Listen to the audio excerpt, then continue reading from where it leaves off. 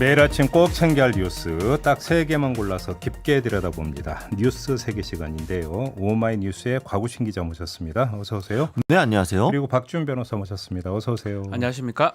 네, 지금 방금 속보가 들어왔는데요. 오늘 오전 5시경에 수도권 전철 1호선 신이문역 고가차도에서 외부 시설물이 떨어졌다고 합니다. 이 때문에 광운대역과 회기역 사이 양방향 열차가 모두 지금 운행이 중단이 되어 있는 상태라고 하고요.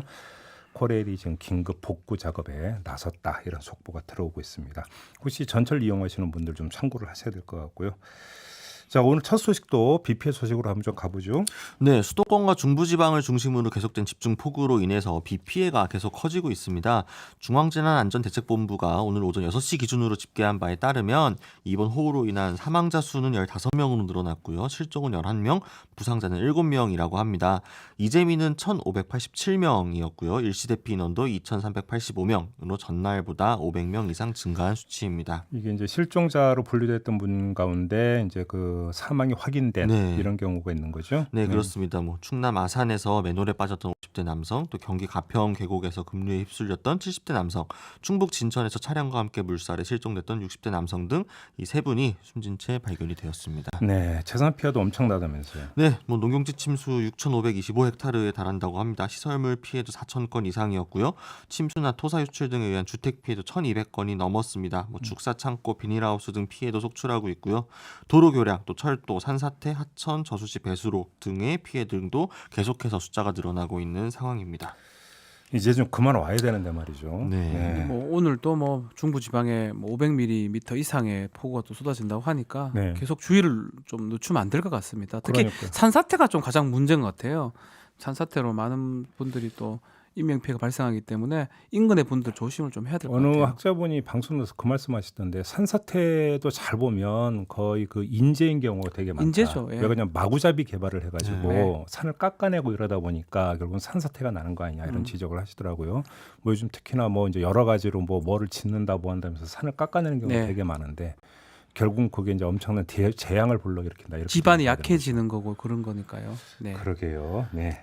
자, 그리고 지금 비가 북한에도 지금 많은 피해를 주고 있다, 이런 이야기가 나오고 있다면서요? 네, 그렇습니다. 북한도 지금 대동강과 청천강, 예성강 유역에 홍수주의 경보를 발령한다고 조선중앙TV가 전했는데요. 특히 대동강이 범람하면서 평양시 일대 저지대와 농경지, 주택이 침수되면서 심각한 피해가 발생할 수 있다라고 전했습니다. 이 평양 대동강과 보통강 물길을 관리하는 미림 간문 사업소도 비상에 걸렸다는 소식도 왔고요. 특히나 이제 지금 태풍의 북상에 따라서 황해남도 해상에 경보가 발령된 상태라고 합니다. 다만 이제 수해 여부나 이재민 현황 등 구체적인 수치가 밝혀지지는 않은 상황인데요. 뭐 임진강 상류 환강댐의 수문도 일부 무단으로 개방된 정황이 바로 포착됐습니다. 예, 뭐 이제 북한 자체 어떤 수해도 좀 유의해서 봐야 되는 부분이 있고요. 또 이제 만약에 이게 이제 상당히 심각하다고 한다면 인도적 지원 문제도 네. 그 다음에 이제 제기가 되겠는데, 일단 당장 이제 급한 문제는 임진강 수계에서, 그러니까 지금 방금 전에 한강 말씀하셨던 네. 이러면서 어떤 그 막 방류를 했을 경우에 그게 이제 그 물길이 전부 다 지금 뭐 밑으로 쏠려 내려오는 한 시간 거잖아요. 만에 뭐 연천에 이런 데가 그 물이 급하게 올라가거든요. 지난번에 예전에도 사망한 사건도 있고요. 우리 네네. 같은 경우. 네. 그래서 이제 이 방류할 때 얘기하기로 원래 협정을 좀 맺었었는데 네. 또 이번에도 안 하고 또 방류한 것 같습니다. 네, 지금 뭐 인도적 지원이 갑자기 옛날 생각나는, 혹시 기억나세요? 84년인가 85년에 서울에 수해를 입었거든요. 네, 그때 북한에서 쌀 그 보냈던 거 혹시 기억하십니까? 저는 약간 기억납니다. 초등학교 때라서. 전두환 정권 때였는데 예. 북한 쌀이 그 지원을 해줘가지고 안 받아야 된다 해서 적이 결국 있었습니다. 받았었잖아요. 뭐 이제 남북 교류 차원에서 그거를 네. 뭐 굳이 안 받을 이유는 없었고요. 네. 근데 그렇게 맛있었다는 얘기는 없었고, 아무튼 그런 일도 있었습니다. 과거에. 강우신 기자는 잘 모르는 것 같아요. 저는 태어나기 전 지금 일이었어요. 뭐 멀뚱멀뚱 쳐다보고. 네. 다음 소식으로 넘어가죠. 네, 더불어민주당 당대표 선거에 나선 김부겸 전 의원의 처남이 이영훈 전 서울대학교 명예교수로 알려지며 여러 논란이 일고 있다고 합니다. 이영훈 전 명예교수는 이제 대표적인 소위 식근론, 식민지 근대화론을 주창한 인물로. 아이고, 줄임말 너무. 이거 식근론이로 줄여서 부릅니까? 네. 저만 그런 건 아닙니다. 네, 그래서 반일 종족주의의 공동 저자로 워낙 유명한 분이라서 좀 이번 선거에서 네거티브적으로 여론이 좀 안 좋다, 이런 얘기가 나오고 있습니다. 그래서 인터넷 가서 한번 보세요. 얼마나 많이, 그러니까 고터 그래서 고터가 뭔가 했더니 고속터미널이 준 말이더라고요. 네. 뭐 이렇게 얘기하는 저를 되게 이상하게 지금 아니요, 쳐다보고 계시네요. 아닙니다. 이제 네. 함께 모든 세대가 아우러지는 시선 집중. 네. 네, 좋습니다. 겨우겨우 따라갑니다. 시끈론. 시끈론. 시끈론. 네. 네, 아무튼 뭐 이상하게 지금 이제 문제가 불거졌는데 그 김부겸 후보의 부인이 직접 해명에 나섰다고요?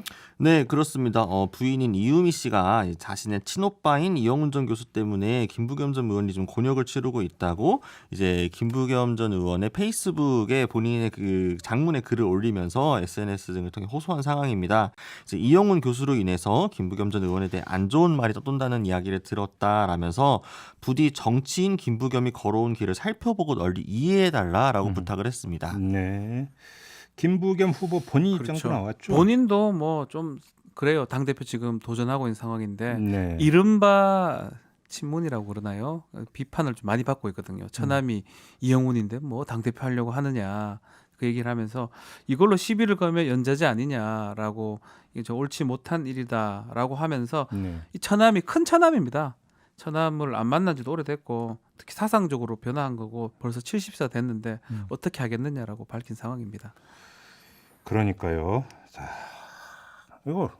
이게 이렇게 논란이 될 사안인가요?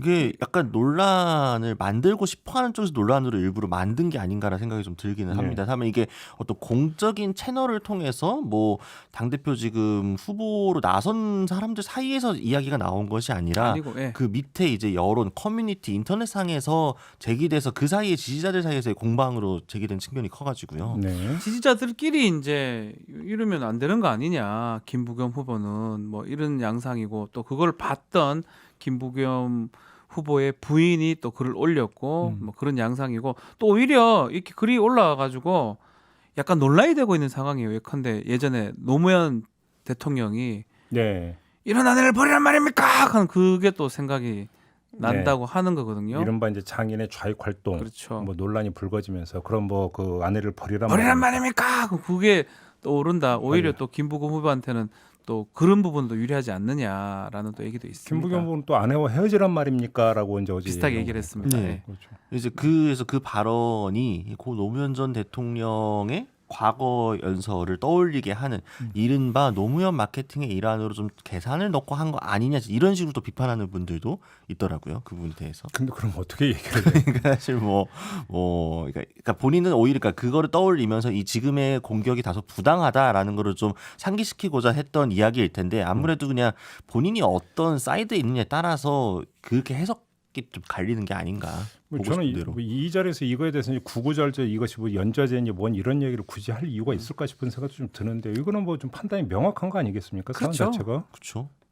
너무나 명확하죠. 연좌제도 아니에요. 이걸 그 얘기할 필요도 없는 거예요. 그러니까요. 처남 봅니까? 이런 질문 제가 드리기 뭐하지만 저도 처남이 있긴 한데 1년에 뭐 한 2번 보지 않습니까? 명절 때? 명절에는 보겠죠. 처남이 뭐 한다 해가지고 무슨 생각 갖고 있는지 제가 알 길도 없고 네. 그 처남의 어떤 생각을 제가 책임져야 되는 것도 아니고 그것 때문에 당 대표를 못하는 것도 또 말이 정치를 못하는 것도 말이 안 되겠죠 아마도. 그러니까요. 상식적인 얘기입니다. 네, 사실은. 이건 이미 무슨 충분히 판단할 수 있는 그런 문제인데 그렇죠. 저는 이게 이제 논란이 됐다라는 사실 자체가 네, 네, 좀 주목해서 중요하죠. 봐야 되는 네. 그런 문제가 좀 아닌가 싶은 생각이 좀 들더라고요. 알겠습니다. 뭐 이 정도로 가름하죠. 자, 세 번째 뉴스로 넘어가겠습니다. 네, 친여 성향으로 분류되는 일부 시민단체, 특히 적폐청산 국민참여연대가 고 박원순 전 서울시장의 성추행 의혹과 관련해서 이 피해자의 법률 대리인인 김재련 변호사를 무고 등의 혐의로 고발했습니다. 고발 이유가 뭐예요? 이제 신승목 이 적폐청산 국민참여연대 대표는 이제 김재련 변호사를 형법 제 156조 무고 및 동법 제 31조 무고 교사 혐의로 경찰청에 고발했다라고 이제 자신의 SNS를 통해 알린 건데요. 네. 고발장을 보면 이번 사건의 희생자인 고 박원순 시장과 유가족은 물론 박원순 시장을 지지하는 수많은 대한민국 국민에게 씻을 수 없는 정신적 고통과 피해를 주었다라면서 이 파렴치한 위법 행위가 발생하지 않도록 철저히 조사에 엄벌해 주길 바란다라고 밝혔습니다. 그럼 김재련 변호사는 입장을 내놨습니까? 이거에 대해서? 이제 뭐 공식적으로 뭐 논평이 나오는 이런 건 아니었고요. 다만 이제 기자들과 만난 자리에서 피해자에 대해서는 예상하지 못할 2차 가해이며 본인에 대해서는 범죄 행위라고 지적을 했습니다. 이제 무고로 고발하는 것은 자유이지만 이 네. 허위 사실을 SNS에 올렸기 때문에 정보통신망법 위반 또 허위사실 적시 명예훼손에 해당한다라는 주장이었는데요. 다만 그렇다고 본인이 또 이에 대해서 법적으로 맞대응할 것인지에 대해서는 지금은 피해자 지원에 집중할 때라고 말을 아꼈습니다. 근데 일단 박주현 네. 변호사께 여쭤볼게. 무고죄가 성립이 되기 위해서는 그래서 고소고발한 내용이 허위라고 하는 사실을 알고 있으면서도 고소고발을 했을 때가 무고죄가 되는 거죠. 그렇죠. 이 누구를 처벌받게 할 목적으로 수사기관에 허위 사실을 신고함으로 성립하는 범죄가 무고죄입니다. 그러니까 수사기관에 내가 신고를 하는데 그 신고하고 있는 내용이 허위인 걸 알면서 신고했을 그렇죠. 때 예. 그때 무고가 성립이 되는 그렇죠. 거죠. 근데 그 조사를 이제 해야 될 부분 중에 이런 게 있는 것 같아요. 또 변호사가 지금 개입이 돼 있거든요. 네. 일반인이 혼자서 하는 게 아니고 변호사가 고소 대리를 해서 개입되기 때문에 이게 범죄가 될지 안 될지, 또 범죄가 안 되는 게 명백함에도 불구하고 신고를 했을 때도 이것도 무고죄의 가능성을 배제할 수가 없습니다. 네? 그래요? 예컨대 허위 부분도 허위 부분이지만 예컨대 뭐 여기서 지금 문제 좀 아마 이쪽 적폐청산에서 문제 삼은 거는 범죄가 안 되는 걸 알면서도 범죄가 된다라고 했던 부분, 그 부분을 밝힐 수 있다고 아마 판단한 것 같습니다. 네. 지금 뭐 성희롱으로는 범죄가 되지 않거든요. 성추행이 접촉이나 이런 게 있어야지 범죄가 되는데 그 부분을 좀 확인할 수 있지 않을까. 또 그리고 그러니까 범죄 성립 요건이 안 된다라는 사실을 알면서도 명확하게 알면서도 뭐 변호사는 당연히 알죠. 법조인이기 때문에 알면서도 고소를 했을 했기 때 때문에 이건 무고죄에 해당이 된다. 해당한다는 게 이제 이 적폐청산위원회 주장이고요.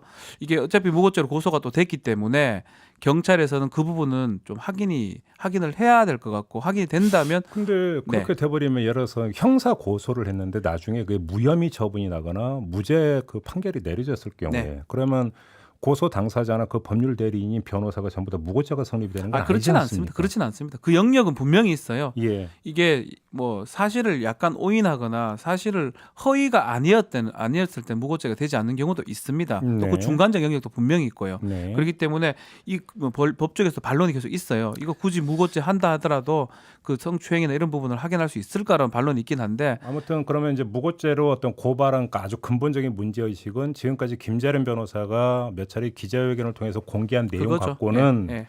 이걸 어떤 그 성추행이라든지 성폭력으로 단정하기엔 너무나 미약하고 그렇죠. 김재련 변호사도 그걸 알고 있으면서도 고소를 했기 그 때문에 부분입니다. 이건 예. 무고의 어떤 여지가 있다. 예. 이런 판단이라는 100% 거죠. 무고죄가 된다는 것보다는 그래서 경찰이 그것을 아니면 판단을 좀 해달라는 취지의 무고죄고요. 마찬가지로 김재련 변호사는 그 신고 자체도 무고다라면서 아마 무고죄로 고소를 할 걸로 밝히고 있거든요. 근데 법조계 지금 의견이 갈리고 있습니까 이거에 대해서? 그러니까 보도들을 봤을 때는요, 이분에 대해서 이제 익명의 여러 변호사나 법조인 관계자 등을 통해서 이렇게 나오고 있기는 합니다. 근데 네. 이제 글쎄요, 저는 이제 그런 식의 보도가 크게 유의미한지는 잘 모르기는 할 텐데, 어쨌든 이게 오히려, 그러니까 이게 무고인지 아닌지를 판단하기 위해서는 그러면 그 해당 사실이 허위 사실인지 아닌지에 대한 그 판단이 들어갈 수밖에 없는데, 오히려 이 고발 때문에 실체적 진실을 밝히는데 도움이 될 수도 있는 거 아니겠느냐, 이런 식의 의견이 있다라는. 왜냐하면 공소권 없음과 핸드폰 포렌식 이제 중지로 인해서 진실을 밝히는데 좀 어려워진 상황인데 이런 걸 통해서 오히려 계기가 될 수도 있지 않겠느냐, 진입하기 이런 식으로 가능하다. 얘기하는 분이 있다고 보도 보면은 어차피 이제 무고죄로 고발을 했기 때문에 그러면 이제 어떤 이 사건의 실체적 진실이 무엇인가에 대해서 어차피 수사 당국이 그 수사를 안 할 수가 없게 된다. 그렇죠. 이런 이야기인 거죠. 그렇죠. 간단히 이야기를 하면. 그렇기 알겠습니다. 때문에 뭐 여러 가지 조사를 하면서 지금 밝혀진 바에 따르면 대질 신문도 할 수도 있을 것 같고요. 네. 그리고 거짓말 탐지기도 쓸 것 같습니다. 알겠습니다. 근데 김종인 비대위원장이 구설에 올랐습니까? 네, 이제 김종인 통합당 위원장이 이제 어제 위력에 의한 성범죄 근절을 위한 긴급 간담회에 참석을 했는데요. 네. 이 자리에서 한 이야기를 좀 옮겨보면 지방자치단체장들이 자기가 데리고 있던 연약한 여인들에 대해 행한 여러 가지 성범죄라는 게 우리가 상상하기 굉장히 어려운 것들이라고 말을 하면서 이 조직 문화가 조직을 배반하면 죽는다는 식의 분위기를 조성하면서 가장 피해를 볼 수 있는 사람들이 연약한 여인들이 아닌가라고, 이제 연약한 여인들 요 워딩을 수차례 반복을 했다라는 요 부분이 좀 지적이 된 겁니다. 정의당 조혜민 대변인 같은 경우에는 피해자 탓은 그만하시라라고 이제 좀 지적을 했는데요. 그러니까 본인의 발언과 자세 자체가 이제 위력에 의한 것이고 연약한 여인이기 때문에 피해자가 되는 게 아닌데 실질적으로 본질과 좀 다른 부분을 지적하고 있다라고 이야기를 했고요. 이수정 교수도 요 언론에서 관련 부분에 코멘트 요청을 받자 적절하지 않다. 그러니까 문제의식을 갖고 언급 자체는 할 수 있지만 민감성이 좀 필요한 부분인데 그런 식의 그 발언 적절하지 않다라고 이야기했습니다. 먼저 그러니까 항상 이제 발언의 취지나 어떤 동기 이야기를 많이 하는데 그것과는 별개로 그러니까 이제 폭넓게 해서 인권 감수성, 네. 인권 감수성이라고 하는 거 여기 어떤 비춰보면은 부적절한 표현들이 이제 그 종종 이제 구설에 오르게 되는 이것도 이제 그런 경우라고 봐야 되겠네요. 쉽진 않은 것 같아요. 아마 김종인 대표 비대위원장이 뭐 그런 뜻으로 한 건 같진 않은데 연약한이라는 단어가 들어감으로써 오히려 그 핵심 논점에 비켜나서 예. 표현 잘못된 거 아니냐 이렇게 된 거거든요. 근데 사실은 이제 우리 성 감수성이죠. 성인지 감수성 이런 거 따져 보면 단어 하나하나 사용하는데도 사실 많이 조심을 해야 될 것 같습니다. 그렇습니다. 어제 또 뭐 이제 그 이 장애인을 빗대는 표현 가지고 어제 또 잠깐 그렇죠. 그거 그것 때문에 도 지금 국회 굉장히 중에서 난리 났었죠. 예, 이야기가 된 바도 좀 있었습니다. 알겠습니다. 자 이렇게 마무리하겠습니다. 박지훈 변호사, 곽우신 기자와 함께했습니다. 고맙습니다. 감사합니다. 감사합니다.